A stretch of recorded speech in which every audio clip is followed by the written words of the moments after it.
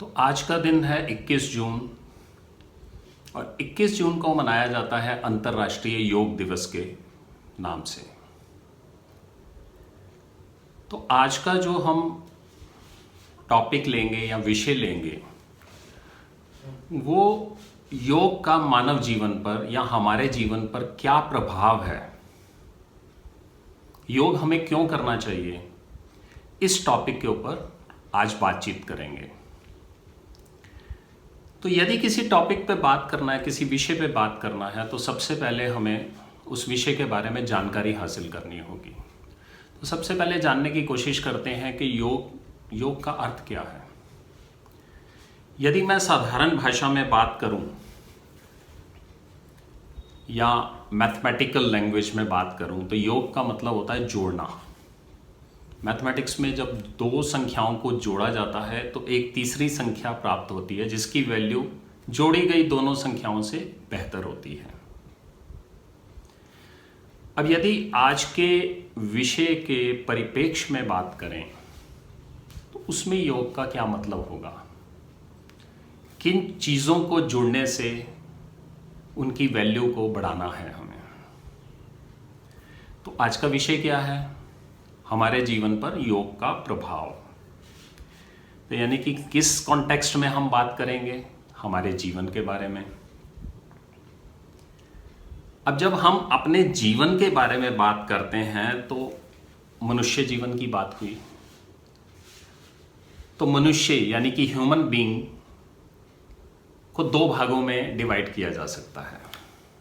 एक है human body और एक है ह्यूमन माइंड, यानी कि तन और मन।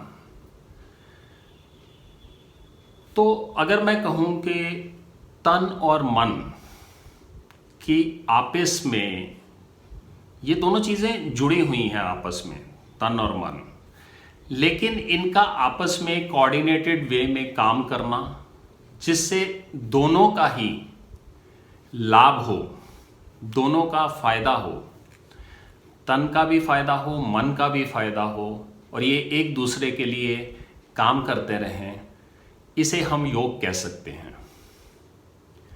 पर क्या योग का दायरा हमें इतना सीमित रखना चाहिए?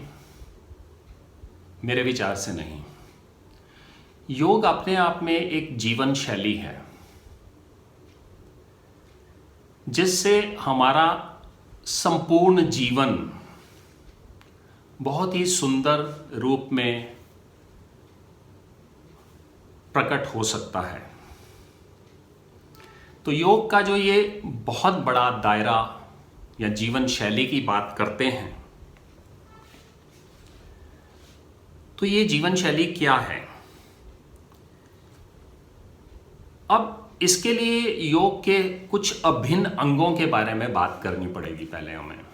तो योग के अभिन्न अंग क्या क्या हैं? योग के अभिन्न अंग हैं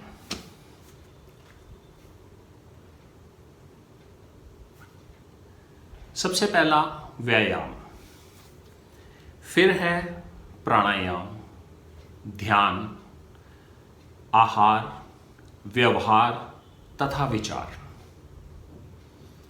अब जब ये सभी अंग, अभिन्न अंग जो योग के मैं मानता हूं, इन सब का आपस में कोऑर्डिनेशन हो और ये हमारे मनुष्य जीवन के सुधार के लिए, इसकी तरक्की के लिए कोऑर्डिनेटेड वे में काम करें, तब इसे योग कहा जाएगा, जिसका बेनिफिट हमें, हमारे शरीर को, हमारे जीवन को प्राप्त होगा। अब सबसे पहले हमें क्या करना है? हमने जो ये अभिन्न अंग कहे, इनका आपस में क्या कोऑर्डिनेशन है, इसको समझने का प्रयास करते हैं।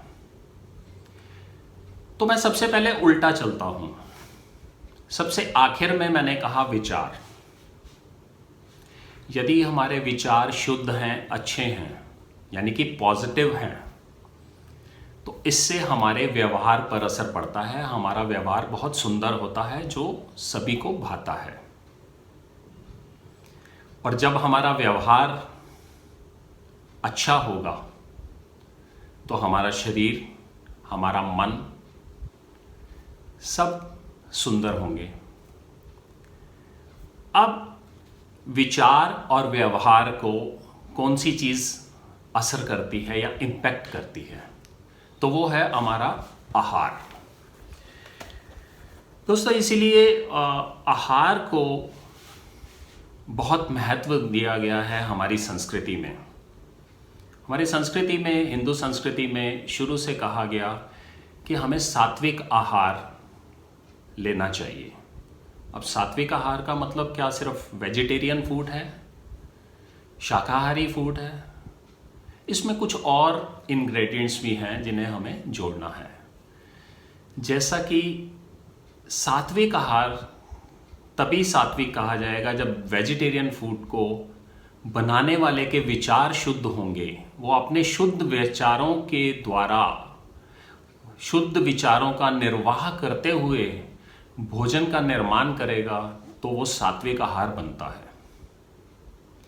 अब जब आहार सात्विक होता है तो वो हमारे विचारों पर पॉजिटिव इम्पैक्ट देता है, यानी कि हमारी पॉजिटिव एनर्जी का निर्वाह हमारे शरीर में होगा यदि हमने सात्विक आहार लिया। और विचार पॉजिटिव तो व्यवहार अच्छा, विचार पॉजिटिव, हमारे अंदर पॉजिटिव एनर्जी का निर्वाह है तो हमारे शरीर में ऊर्जा रहेगी। उस ऊर्जा से हम क्या कर पाएंगे? अच्छा व्यायाम कर पाएंगे, और अच्छा व्यायाम करने से हमारे शरीर के अंदर स्फूर्ति रहेगी, हमारी मोबिलिटी रहेगी, मूवमेंट करने की क्षमता बनी रहेगी। अब इसके आगे अगर हम बात करें तो दो अभिन्न अंग और बचते हैं, वो हैं प्राणायाम और ध्यान। इनका हमारे जीवन पर क्या असर है या दूसरे अंगों पर ये किस तरीके से प्रभाव डालते हैं, इसको जानने के लिए हमें ये जानना पड़ेगा कि हमारे शरीर को कंट्रोल कैसे किया जाता है, हमारा तन कौन कंट्रोल करता है। तो शुरू में मैंने मन की बात कही या माइंड की बात कही, तो हमारी बॉडी को जो कंट्रोल करता है, controller of our body is human mind, हमारा माइंड। अब ह्यूमन माइंड दो प्रकार से कार्य करता है।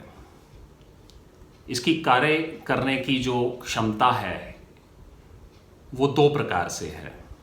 एक है कॉन्शियस माइंड और दूसरा है सबकॉन्शियस माइंड। कॉन्शियस माइंड कैसे काम करता है? जो हमारी नॉलेज में रहते हुए हमारा माइंड हमारी कॉन्शियसनेस के थ्रू काम करता है। जैसे मैं अपना हाथ हिलाना चाहता हूँ तो मेरी इच्छा हुई, मैंने अपना हाथ हिला लिया, तो ये काम किसने किया मेरे लिए? कॉन्शियस माइंड ने। अब जो एक्टिविटीज़, गतिविधियाँ शरीर की, हमारे अंदरूनी अंगों की हमारे कंट्रोल में नहीं हैं, तो उनको कौन कंट्रोल करता है? उन्हें हमारा सबकॉन्शियस माइंड कंट्रोल करता है। तो अगर हमारा माइंड पॉजिटिव रहेगा तो हमारे शरीर की गतिविधियां बिल्कुल सुचारू रूप से काम करेंगी। तो इसको एक एग्जाम्पल से समझने का प्रयास करते हैं कि हमारा माइंड पॉजिटिव एनर्जी कैसे रिटेन कर सकता है। यदि हम में से कोई एग्रीकल्चरिस्ट हो या इस बैकग्राउंड को जानता हो तो हमें मालूम होगा कि कभी भी खेत को खाली छोड़ दिया जाए तो उसमें खरपतवार उगाती है, वीड्स आ जाते हैं अपने आप। वो फसल उगानी नहीं पड़ती है, वो अनैच्छिक होती है, वो नेगेटिविटी होती है, वो अपने आप ही फैलती है। सेम हमारे माइंड का है। अगर इसे खाली छोड़ दिया जाए तो अनेक प्रकार के नेगेटिव विचार अपने आप ही इसमें घुसने शुरू हो जाएंगे, अपने आप ही स्थान बनाना शुरू कर देंगे। लेकिन अगर खेत को कोई फसल देनी है, कोई फसल उगानी है खेत में, तो क्या करना पड़ेगा? भूमि को पहले तैयार करना पड़ेगा, उसमें हल चलाना पड़ेगा, उसके बाद उसमें बीज डाला जाएगा, उसकी तराई की जाएगी, तब जाकर अच्छी फसल प्राप्त होती है। तो यही हाल हमारे माइंड का है। अगर माइंड में पॉजिटिविटी रखनी है तो माइंड को प्रिपेयर करना पड़ेगा, उसे रिसेप्टिव करना पड़ेगा। और उसको रिसेप्टिव करने के लिए सबसे बड़ा जो योगदान है, योग के दो अभिन्न अंग जिसमें प्राणायाम और ध्यान का रोल है। अगर प्राणायाम और ध्यान करते हैं तो हमारा माइंड रिसेप्टिव होता है, वो पॉजिटिव एनर्जी को रिसीव करता है। और पॉजिटिव एनर्जी को रिसीव करता है तो वो हमारे तन को भी लाभान्वित करता है। तो ये सभी अभिन्न अंग जो योग के मैंने कहे, ये सब होलिस्टिक रूप से हमारी ओवरऑल डेवलपमेंट के लिए काम करते हैं। तो दोस्तों, इससे जाहिर होता है कि जो योग है इसका दायरा बहुत बड़ा है। इसे हम सीमित करके सिर्फ व्यायाम और प्राणायाम से मत सोचें, इसे एक जीवन शैली के रूप में स्वीकार करें, तभी हमारा जीवन लाभान्वित होगा, जीवन बहुत सुंदर होगा। अंत में मैं इस सभी सारे विषय को एक छोटे से एग्जाम्पल से समराइज करने की कोशिश करूंगा और इसके बाद अपनी वाणी को विराम दूंगा। वह एग्जाम्पल ये है कि अगर हमें अच्छा भोजन बनाना है तो उसके सभी इंग्रेडिएंट्स जो जो उसमें डलता है सभी होना चाहिए। और सात्विक भोजन बनाने के लिए हमने सबसे इम्पॉर्टेंट इंग्रेडिएंट जो यूज़ करना है, अच्छे विचारों का करना है। जो भी भोजन बनाता है उसके विचारों का पूरा असर हमारे भोजन के ऊपर होता है। इसी प्रकार से हमें अगर ओवरऑल डेवलपमेंट अपनी ह्यूमन लाइफ की चाहिए तो हमें इन सभी अभिन्न अंगों का, जो 6 अंग मैंने कहे, व्यायाम, प्राणायाम, ध्यान, आहार, व्यवहार और विचार, इन सभी के ऊपर काम करना है। तभी योग द्वारा हम अपने जीवन को सुंदर रूप में बना सकते हैं। इसी के साथ मैं आप सभी का धन्यवाद फिर से करता हूँ।